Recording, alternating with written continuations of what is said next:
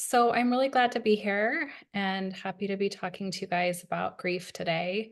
Um, One thing I just wanted to start with is the idea that most of us have experienced a loss ourselves. And so sometimes talking about grief may bring up some feelings, either reminding you of a grief you've been through personally or something that's happened on your school campus. So just inviting you to step away if you need to for a moment and regroup, and just acknowledging that whatever comes up for you is normal.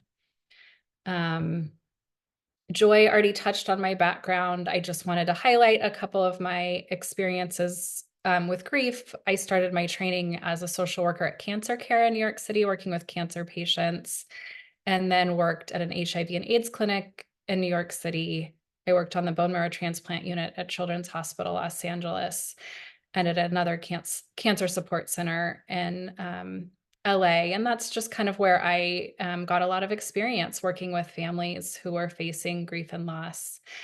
Um, so I pulled up this dictionary definition of grief because, this is just the Webster's dictionary definition, because I like that it said distress, because I think so often we think of grief as synonymous with sad, and grief doesn't always look like sad. It can look like sadness or crying, but especially in adolescence, it can look like brain fog, difficulty concentrating, paying attention, focusing. I mean, I've heard clients describe it as, I just feel like I'm walking through mud. Like everything is blurry. I don't remember the last month of my life.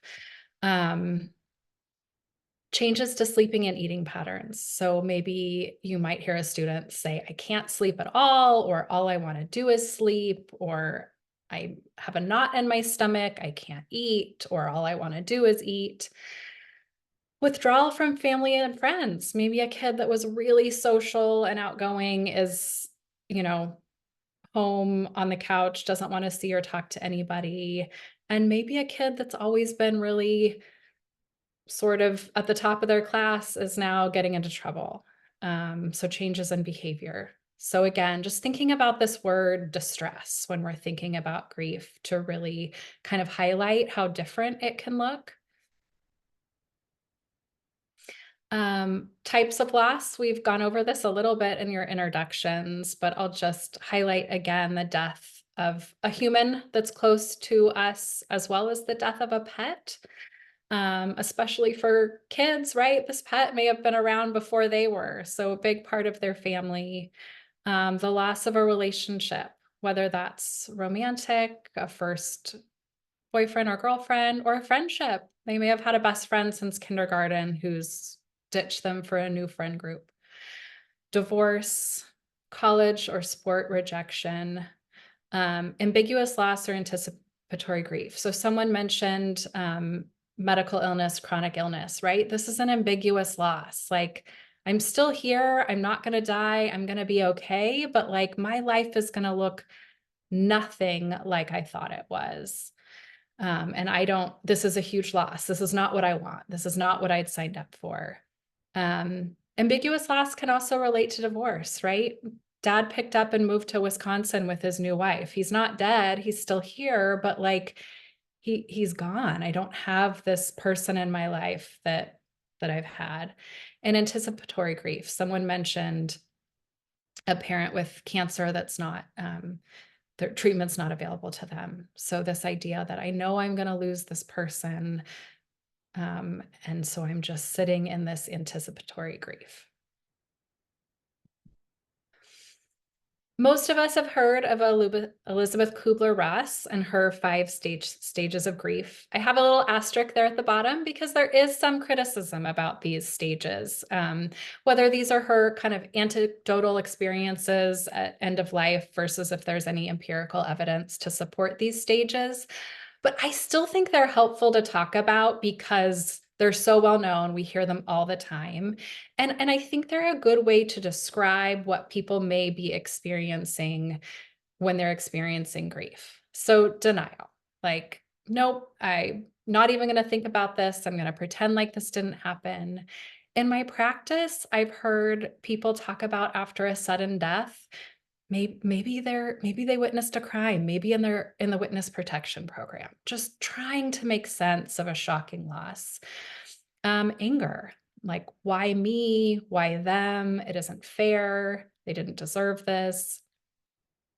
Bargaining. I promise if this doesn't happen or this person doesn't die or if they come back that I will do all these things that I meant to do. Bargaining with God or a higher power.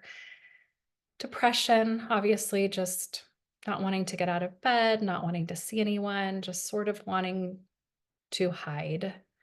And the idea that we accept the loss. I think it's really important to think of these stages as not linear, that you can go through them in any order and go back and forth between them, and that this isn't a prescription, right? This is some of the criticism of these stages, is this idea that you would progress one after another and that you would land on acceptance and then you would be done with grief. And that's not how this works. So the idea that you may feel acceptance and then something may happen and you may go back to a place of feeling really, really angry. So again, this idea that this is a helpful way to sort of think about the different stages or states that somebody might feel, but there is no order. So, if we think about this idea that somebody might get to a place of accepting and then go back to feelings of anger or depression, we might ask the question, why? Like they seemed like they were doing so well. What happened? And we call these grief triggers or grief bombs. And this idea that I was doing okay and then something happened that I wasn't expecting. I thought I was doing okay, and then I went prom dress shopping, and all my friends were texting their mom's photos, or all the moms met to pay for their dresses, and my mom wasn't there. I had never, when my mom died 2 years ago, I never thought about prom dress shopping. Graduation, imagining someone that was going to be there that isn't there anymore, whether it's a friend or a grandparent. Parents starting to date after a death, right? You might have a student who had a parent die a few years ago that seems like they're doing okay. And their parent starts to date and they feel like I was just starting to accept that my mom or dad was gone and now they want to date. Like I'm not ready for this. This isn't okay. Non-life threatening illness or injury, right? So after someone has died, especially for a teen who is maybe experiencing grief for the first time, everything could feel scary, right? So now dad's going in for knee surgery, and you may have a student that is really overreacting to a minor surgery because their association with hospital or injury or illness is like, oh my gosh, they might die. Having to go back to a place or hospital. So maybe a parent or a sibling died in a hospital and now a student needs to go get their appendix out or something minor, but being back in that place can be a huge grief trigger. Smells or sounds. I've had clients talk about like, oh, every time this song comes on, it reminds me of a parent or this smell, a perfume. Holidays, and this can include birthdays too. But this person is missing, and now we don't have this food that they always cooked, or this person always decorated, or there's a tradition that we can't do anymore because this person isn't here. I don't know if this is a place where anyone wants to add any grief triggers or grief bombs that they've experienced. Welcome to pop in, unmute, or put it in the chat if you have any ideas about that. I can share. This is Yeah. Stephanie. My grandma passed away. She was 105 and had an amazing life, but she passed away on Thanksgiving. So like I can imagine next Thanksgiving is going to be a challenge, but My husband was singing, I'm gonna like messed up just telling you this. My That's husband okay. was singing the song to my daughter that she used to sing to me. And I went downstairs and just started bawling because I'm like, oh, so touched. And it was like a good cry, but it was a wave, right? So Yeah. that was one Awesome. little thing. Yeah. Another one that when it comes to grief triggers, that a lot of my middle schoolers and high schoolers are experiencing with the war is their access to social media and seeing a lot of content on their apps are often, grief triggers for them. Yeah. Yeah. Yeah. I used to run a grief group at my school, and it's so funny you say triggers. The kids would call them pokes, Yeah. because that's how they felt, like they were just poking them, but where it hurt. Yeah. So, yeah, and it was so good for them together to be able to talk through these things. It was, that the fact that they could relate to each other, the pain that they felt, and it was also kind of more of an like on the outskirts, so that it wasn't like, too person like, even though it was personal, it wasn't like talking specifically about the person that had passed. And so it was a way for them to get to know each other and just to open up. So yeah, I think it's so important. The triggers are so important to be able to, to talk through with the kids. So Yeah. thank you. Thank you for sharing that. This is very good. Yeah. Another one, a tool that has come up for me recently with students has been sirens. Someone who lost family member in an accident and just can't get those sounds. You have sounds on the a slide, and we don't really notice sirens until you notice them, right? And they Yeah. can be everywhere, and that is can be very triggering to the flow of their day or academics.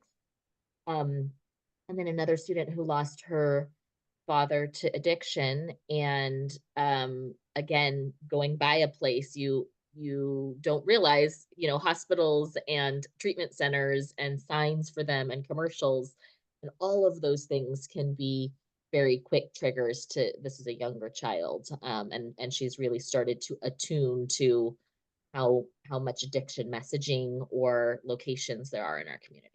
Yeah. Yeah. I want to add class curriculum is another one. If they're covering a topic or reading a book and it's addressing something similar or a traumatic situation, that's very triggering.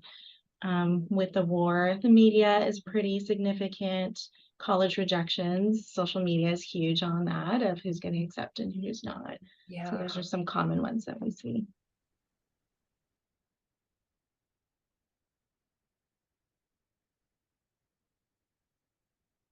So two things we can think about are, if we have the opportunity, do we ever want to talk about these with a student, right? Like, are there any triggers you could see, anything that's going to be especially hard about the holidays for you? Or I know you're having this medical procedure. How do you feel about going back to that hospital? And, not all of these they'll be able to anticipate, right? It's why the other word that we use sometimes is grief bombs, because they're sudden and we weren't expecting them. So just normalizing that too. Like, yeah, there may be things that remind you of this, and that's okay if you feel sad again or you're angry again. It doesn't like mean anything is wrong if you are if this happens and you feel this way.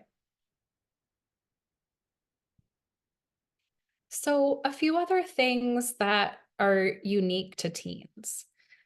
Often there's a lack of control with saying goodbye or planning a service. So this is like zero criticism to families. Everyone's doing the best they can with the information they have at the time.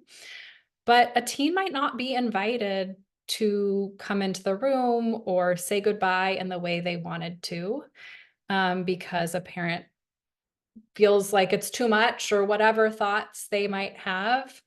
Or a kid might be forced to come in a room and say goodbye to somebody who's dying, who they don't want to. It's too much, it's too scary. And so just thinking about how hard that lack of control is for teens. That can also come with planning a service that family gets involved. Family is arguing about how to do things, and teens feel like I didn't get a vote. I didn't get to do the reading that was special to me, or the song that meant a lot to me, or the way I wanted this memorial to go. And so just acknowledging how hard that lack of control can feel in the grieving process. I also think how overwhelming it is to be a student. This role of my full-time job is going to school. And as an adult, if we need to take time off, we have vacation time. There might be other people who can cover our work when we're gone. And for a student, I might be able to take time off, but when I come back, all the homework, the papers, like everything is still there waiting for me. And so just really acknowledging how overwhelming that is for them, as well as caregiving. They may have a parent who's a mess and feeling like they're supposed to do something to help them or make them feel better. They may feel responsible for siblings. Acknowledging that students or teens can cope really differently than adults. Adults might feel comfortable crying to a friend. They may feel comfortable feeling sad. And teens may feel really uncomfortable. I don't want anyone to see me break down. I don't want anyone to see me like this. So there may be a lot of pressure to just continue to look normal, quote unquote, to their friends. Um, it also it might feel good to them to still spend time with friends. So we might think, gosh, if I was going through that, I would just want to be alone. And so just normalizing that it may feel good to them to be with their peers. And at the same time, they may really worry that whatever they're feeling isn't okay. So I feel kind of numb. I can't cry. Like, what's wrong with me? I don't want anyone to think that I don't care about the person that died. Or this terrible thing happened and then I got my college acceptance letter, so I'm happy, or I got invited to the prom, or these mixed feelings of things that are life is still happening and they're still feeling happy.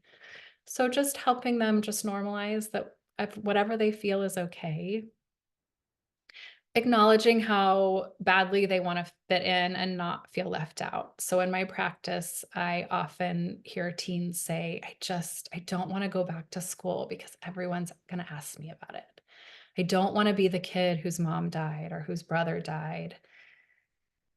So one of the things I found really helpful is helping them come up with a short response. What do you want to say?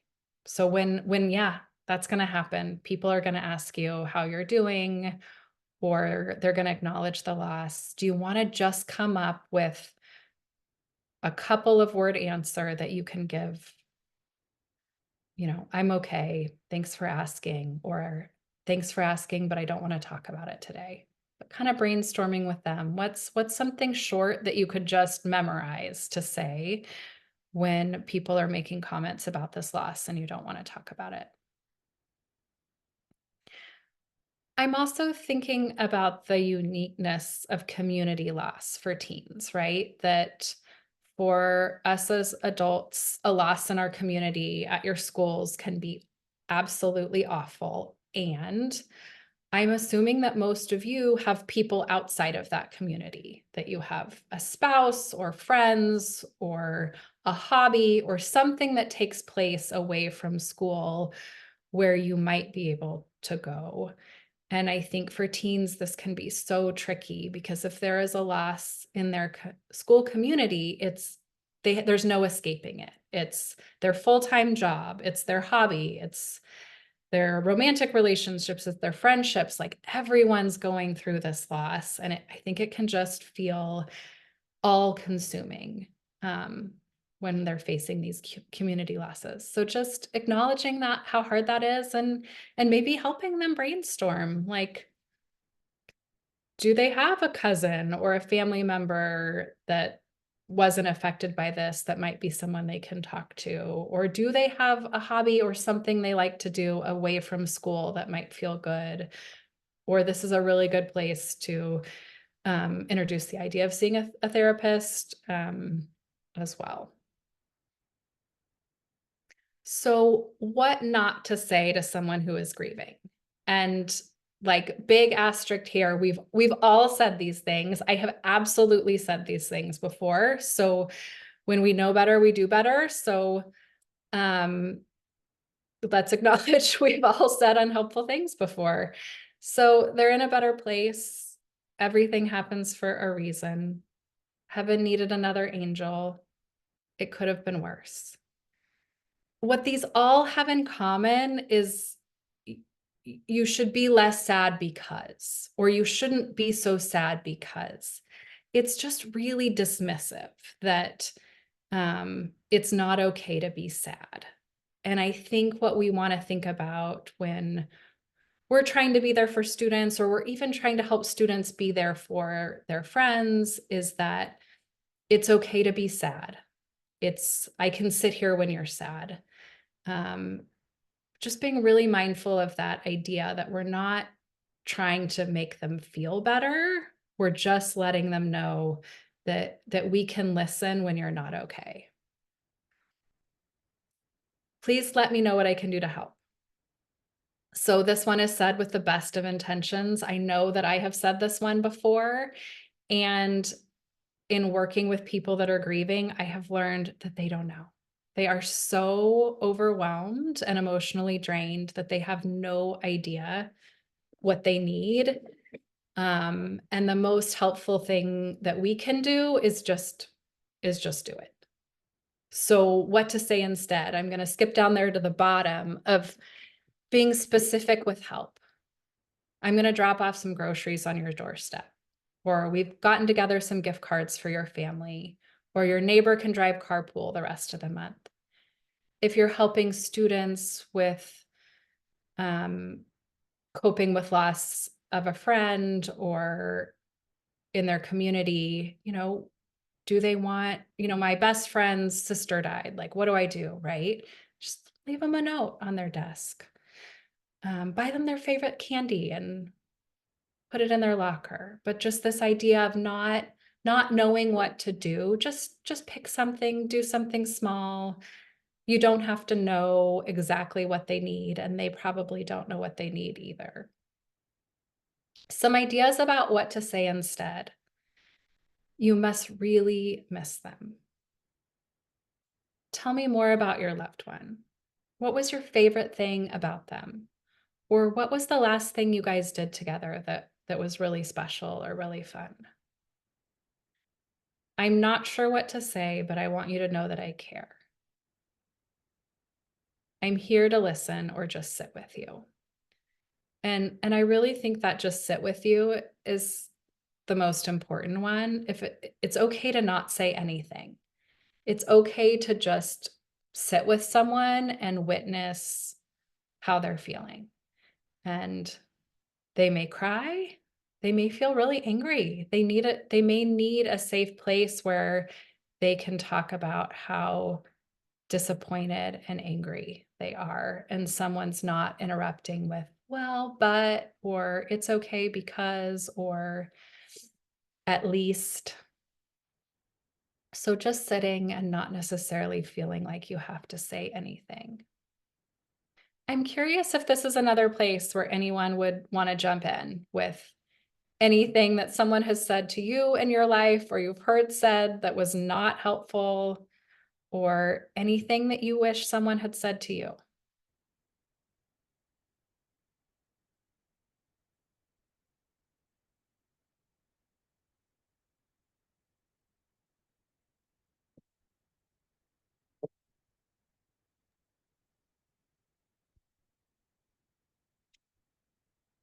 I think one of the things I've gone through several losses in my own personal life, and I think sometimes uh, for me it was me setting up what I needed and not needed, and having people hear me.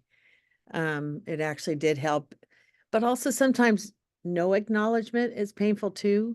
Mm. So thank you. These are great things to do instead. So yeah, this is good. Good info.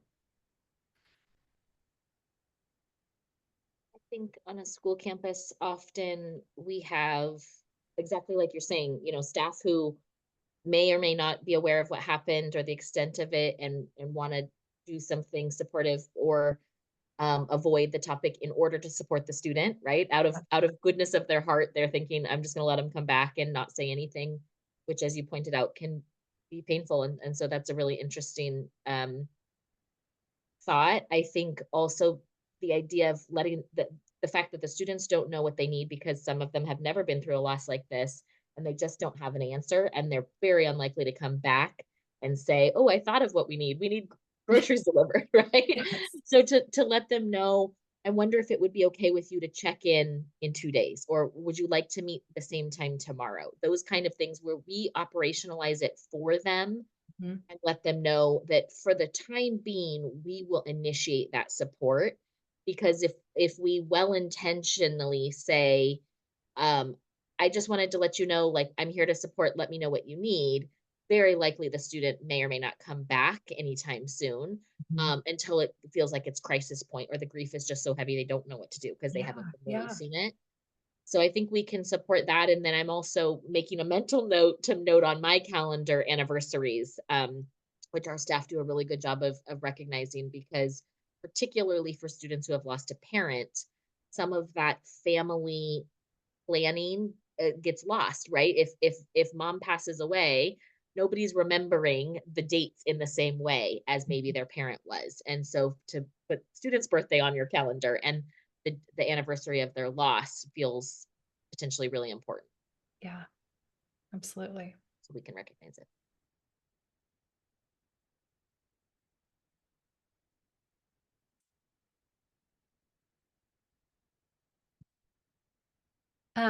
So self-care for yourselves, I just want to acknowledge that when there is a community loss and you're sort of expected to be a caregiver in the midst of that, that can be really hard.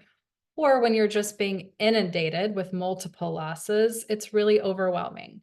So I always use the airplane analogy of putting on your own oxygen mask first, right? If you pass out, you can't help those around you. And so if you are overwhelmed and lacking emotional resources, you can't help colleagues or students. And so this idea that self-care isn't selfish, but that you need self-care in order to have anything left to give to those around you. So get outside, whatever you like to do outside, if that's hiking, walking on the beach. If you don't like physical activity, can you sit outside and read a book or sit outside and have a cup of coffee? Um, Permission to turn off. Sometimes we can feel like we are just on all the time, anticipating needs, planning. Okay, what do I have to do next? What do I have to do next? What do I have to do next? Do you have time, even during the day, where you can turn off and listen to music or a podcast, even for 10 or 15 minutes of just like, I'm going to give myself permission to just rest? Maybe it's on your commute in the car on the way home, but this idea that I don't always have to be doing something productive, spending time with friends.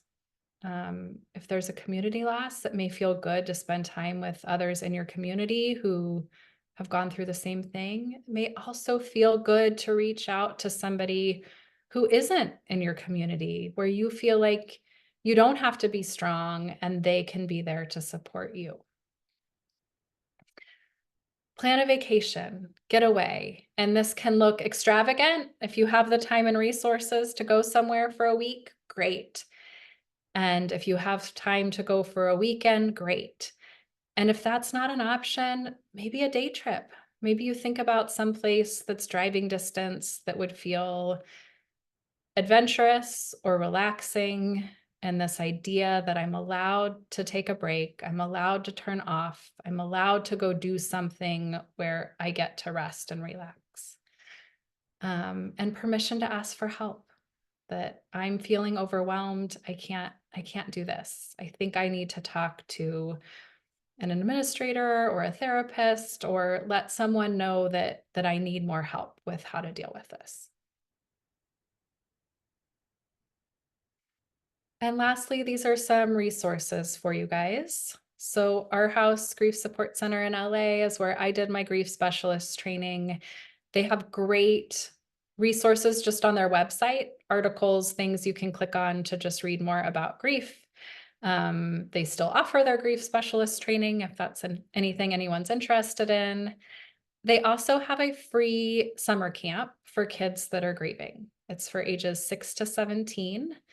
And the requirements are that the loss was at least 3 months ago and no more than 3 years ago. So if you have teens in that range who may be interested in a free summer camp with other teens that are grieving, this might be an option. Compassionate Friends is an organization that has support groups for parents who have lost a child. Jewish Collaborative of Orange County has grief support groups. Grief Share is a church-based grief support group program. Good Morning is just a website, podcast. They wrote a book. They have clickable articles on their website. Just another good place of like, I want to read more about this, or I want to listen more about this. Good resource. If you need to refer students or yourself for therapy, Psychology Today is a searchable online directory. The thing I like about it is that you can search by insurance, which is really helpful. One of the negatives is sometimes therapists do not update their availability. So sometimes you might have to call a few people before you can find someone, which I know can be frustrating. And Open Path Collective is a collective of therapists who are offering low fee therapy. So you may be able to find someone that's offering between $30 and $60 a session. And this is helpful for people who don't have insurance. And you can always reach out to me. This is my email address here. And if anyone has questions or I need help finding a therapist, I'm a part of some like local therapist Facebook groups and things like that, that I'm happy to reach out and try to find resources or therapists if that's something I can help you guys with. So that is all that I have, but I'm happy to open it up for questions. And if it would be helpful, we could end after questions with a little grounding exercise. Thank you so much, Courtney. That was just all such very valuable information. What questions are on the minds of everyone? Anybody can unmute and ask directly. I have a quick question. So I'm in elementary and I know last year we had a student and it was shared with me that her grandparent passed away. And so her mom was very checked out. And so what is your best advice for someone who has a student whose parent is grieving a lot harder than the student and the student is struggling to keep up, I guess? Yeah. That's common and so tricky and so hard for that student. I have a couple ideas. One is just a place to vent and process. A student may feel really angry at their parent and guilty. Like, I feel guilty that I'm angry at my parent because they're grieving. And so I think just that place of like, no, we can feel two feelings at the same time. We can feel compassion for our parent and we can feel a lot of anger that they're not here for us in the way that we want them to be. So I think freedom to express that disappointment and that anger. And I think resources like, can we get that parent connected to therapy? And if that's not an option, can we get the kid connected to therapy so that they have someone to talk to on a regular basis about that, how that's feeling for them? I would also be curious if the student has a friend that they could reach out to whose parents might be willing to be a support. Like maybe their best friend's parents can say, hey, do your homework at our house or have dinner at our house, or let us kind of be that support while your parent can't be. Yeah. Okay.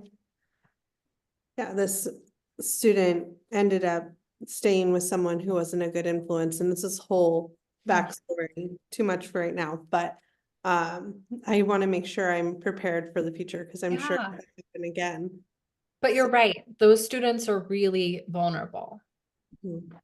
because they're they're sad, their parents sad, and no one's paying attention. Okay. Thank you. Yeah.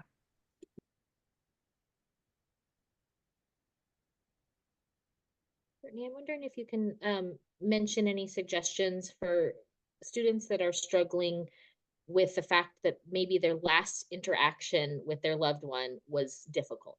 They Mm. were mean, or they said something they regret, or, you know, kind of sitting with all of that guilt. And if there's any suggestions about helping them process through to a different understanding about the nature of the loss. Yeah, yeah. So one of the questions I really like is, what else is true? Right? So a student might be really focused on, we had this horrible interaction and my worst fear is this person doesn't know how much I love them. What else is true? Tell me about the other times that you guys did something really fun together, or the other times that you had really great conversation, or the other times that you did tell them how much you love them.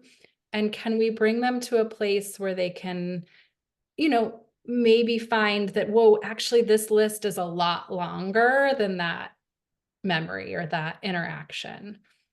And sometimes that can help them just like, oh, yeah, so this thing did happen, but there's all these other experiences. Can that counterbalance that guilt that they feel? Can they also hold multiple feelings at the same time? I feel some guilt about this. I'm sorry that that happened. I understand why you felt that way. What else do you know is true? How else do you know that your parent knew that you loved them? And just that idea that relationships are complicated, right? Like I'm sure you did have times where you hated your parents, right? I had times where I hated my parents as a teenager. I'm sure your parents have days where they're mad at you. So this idea that in a relationship, we are always going to have times where we're getting along and times where we're not. So sort of normalizing that no one has a relationship where they're just happy and nice to each other all of the time. Thank you. That's perfect. What other questions come to mind? One that comes up often for students is when they ask about like family members. So being at work or just being at school and having other peers saying, oh, how many siblings do you have? Or you don't talk about mom or dad. What's going on? And they don't know how to navigate those questions. And so I'm curious for you, what are some ways you've helped others navigate that? Yeah. That can be really tricky. I think that idea of like coming up with like a canned response. How, what do you want to say? And maybe it's, I want to change the subject. I want to talk about something else, or, ooh, that's actually a hard question for me. Let's talk about something else. Or I did have 3 siblings, but now I have 2, but I don't want to talk about it. But this idea that you don't have to come up with like a new response every time someone asks you that question, like, can we come up with like a 2-sentence that this is just what you say every time someone asks you this question, so that you don't have to think every time like, ugh, how do I want to answer this question? Does that make sense? Thank you. I think part of it too is also wondering, like, do I use past tense or present tense? Do I say I have 2 siblings, or do I say I have 1 and I had another that passed, those kinds of things. Do I do it when somebody's walking by and I'm doing customer service? Yeah. Or do I just like how do I answer those? So I know we talked about like in a different context of where you're at, whether you're at work and it's a customer that you're working with, whether you're at school and it's a peer, somebody's visiting your home, like how do you navigate those? So Yeah. And that it might be helpful to even come up with a few, right? When I'm walking down the street and I meet someone like in a restaurant or whatever, I have this answer. But like when someone that's a potential friend or a different, I have this answer. But the idea that maybe I have even a couple of canned responses that I can use in these settings, so I'm not like searching for a new answer each time.